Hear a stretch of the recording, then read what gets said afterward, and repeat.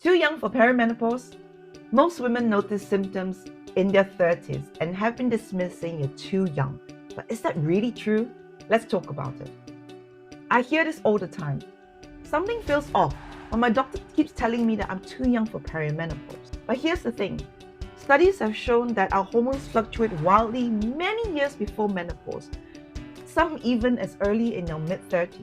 So if you're noticing changes, you're not imagining it. If you're new to my channel, hi, I'm Dr. Terry. I'm an integrative doctor helping women feel more confident in their skin by being more in tune with their hormones and energy. In this video, I'll be covering what is perimenopause and when it actually starts, the difference between early and late perimenopause, how ADHD, stress, and other factors impact it, what to do when your blood results come back as normal, and my thoughts on the Dutch test. Is it really worth it? What is perimenopause and when does it start? Now, perimenopause is a natural transition phase leading up to menopause. It can last up to 8 to 10 years with hormones fluctuating wildly as ovulation becomes unpredictable.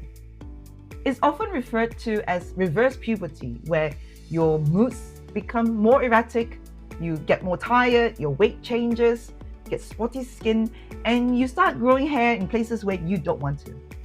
Now we have early and late perimenopause, and the symptoms depend on the balance between the two major reproductive hormones, progesterone and estrogen. Now, progesterone is what I consider the calming best friend. It helps you sleep, calms your mood, and calms your skin. The estrogen is what I call the diva hormone. It helps you stay strong, sharp, and feeling sexy. In early perimenopause, progesterone drops first as ovulation becomes inconsistent. This normally occurs in our 30s or early 40s. Symptoms include changes in our period, usually up to 7 days, either shorter, longer, and usually more heavier. We also get mood swings, irritability, our skin gets oilier, notice breakouts, we get a sudden weight gain, usually around our midriff, and we experience insomnia or disrupted sleep. In late perimenopause, usually in our mid-40s onwards, this is when estrogen starts to drop alongside our progesterone. And we start noticing common symptoms that's normally associated with menopause, like hot flashes, night sweats, brain fog, difficulty in concentration, more intense mood swings, our skin gets drier and more sensitive, and we start skipping our periods, sometimes 2 or 3 cycles. ADHD, stress, and perimenopause. What is happening? Now, I had a patient with ADHD who said, I feel like my brain is short-circuiting more than ever. And that makes sense. Perimenopause is unpredictable. One day you're full of energy, crushing your goals, and the other you are lying in bed crying, struggling to get out. These hormone fluctuations put a lot of stress on your brain and your body. Now think of your body like a traffic system. When your stress is high, the hormone cortisol is like a traffic jam. It stops the reproductive hormones getting to where it needs to go. That's why in perimenopause, stress worsens the symptoms and perimenopause worsens stress. So it's a chicken and egg thing.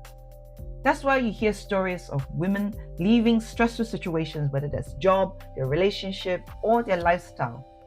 And they just feel more like themselves, their weight stabilizes, and they're able to sleep a lot better. Estrogen plays a huge role in dopamine regulation, the hormone that controls our focus and motivation. One study found without estrogen, 30% of our dopamine neurons that produces dopamine actually disappear from a major area in our brain. Can you imagine having 30% less dopamine? That's why in perimenopause, it can feel like a burnout, losing motivation and your mojo, losing your sex drive, and just feeling not like yourself. On top of that, the drop of progesterone disrupts your sleep, adding to the exhaustion.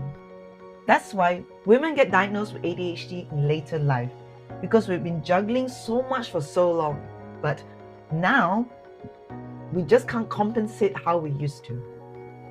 If you feel like your ADHD has gotten worse, or you may have ADHD, go get yourself checked out. I also often get this question, why do my labs look normal when I feel so awful?